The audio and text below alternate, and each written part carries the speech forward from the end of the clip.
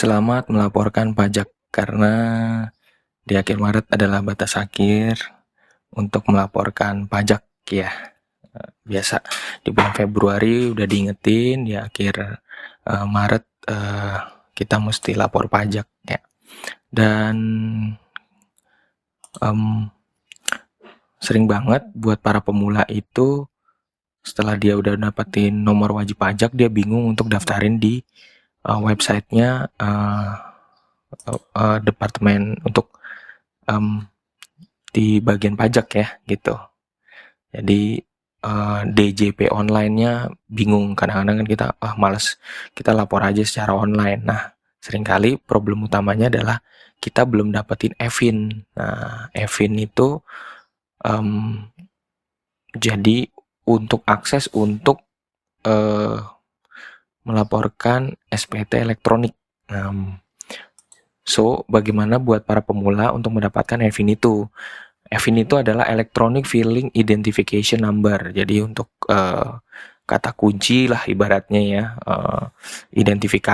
nomor identifikasi untuk melaporkan pajak ya. So, buat kamu yang bagi para pemula, pertama-tama nggak usah khawatir dulu.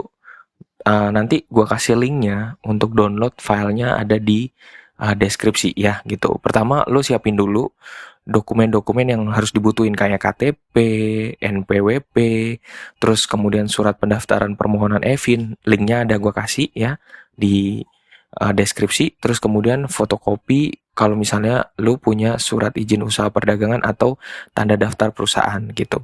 Tapi sih biasanya yang paling utama buat kita yang buat mandiri adalah KTP, NPWP, dan surat permohonan EVIN yang nanti akan dikirimkan lewat by email. Terus kemudian pertama-tama juga jangan lupa untuk isi formulir permohonan EVIN-nya di websitenya Direktorat Jenderal Pajak atau datang langsung ke kantor pelayanan pajak KPP terdekat. Kalau gue dulu ngisi langsung untuk di kantor pelayanan pajak terdekat. Nah, seringkali yang terjadi adalah kita tuh rumahnya atau kerjanya tuh jauh banget. Jadi kita minta masuk ke websitenya DJP-nya, kita cari minta email yang terkait dengan KPP tempat untuk melaporkan pajak kita yang terdekat gitu, yang sesuai dengan KTP. Jadi kita bisa dapetin emailnya, nanti kita laporin untuk mengajukan permohonan EVIN-nya ke sana. Nah, nanti formulir yang kita udah isi, serahin dokumen-dokumennya, terus upload dokumen-dokumennya ke sistem DJP-nya gitu ya. Terus kalau udah lengkap, biasanya lewat by email aja. Nanti kalau udah lengkap memenuhi syarat, nanti mereka akan membalas untuk memberikan EVIN-nya kepada Anda. Nah, jadi kalau bisa sih ya, dari pengalaman, kalau memang belum dapetin EVIN, secepatnya sebelum lo harus lapor pajak, batas waktu pajak. Jadi kalau bisa EVIN-nya harus dikejar, jangan santai-santai, jadi harus dikejar ya. Gitu. Nanti gua dulu akhirnya nerima surat by email, surat keputusan pendaftaran EVIN. Jadi ada nomor EVIN-nya, kode akses, dan kode akses untuk masukin ke aplikasi e-filing DJP online gitu. Lalu nanti lo udah langsung bisa menggunakan EVIN-nya untuk mengajukan laporan pajak secara elektronik. Nah, sekarang di tahun ini akan punya sistem baru bahwa nomor NPWP-nya akan dikolaborasikan dengan nomor NIK kita, nomor yang ada di KTP. Jadi jangan sampai lupa, setelah udah bisa akses masuk DJP-nya, lo juga harus ngisi nomor KTP-nya. Itu jangan sampai lupa. So, penting diingat bahwa EVIN ini hanya diberikan kepada wajib pajak yang sudah terdaftar dan telah memiliki NPWP.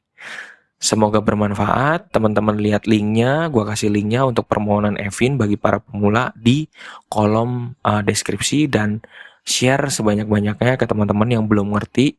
Semoga yang lain pada ngerti, dan memang ulasan-ulasan mengenai cara melaporkan pajak ini ada di berbagai YouTube gitu. Tapi nggak banyak memang secara perlahan tapi pasti untuk menjelaskan dengan baik gitu. Nggak banyak YouTuber yang bisa menjelaskan itu. Jadi nanti gue akan kasih rekomen di kolom deskripsinya ya.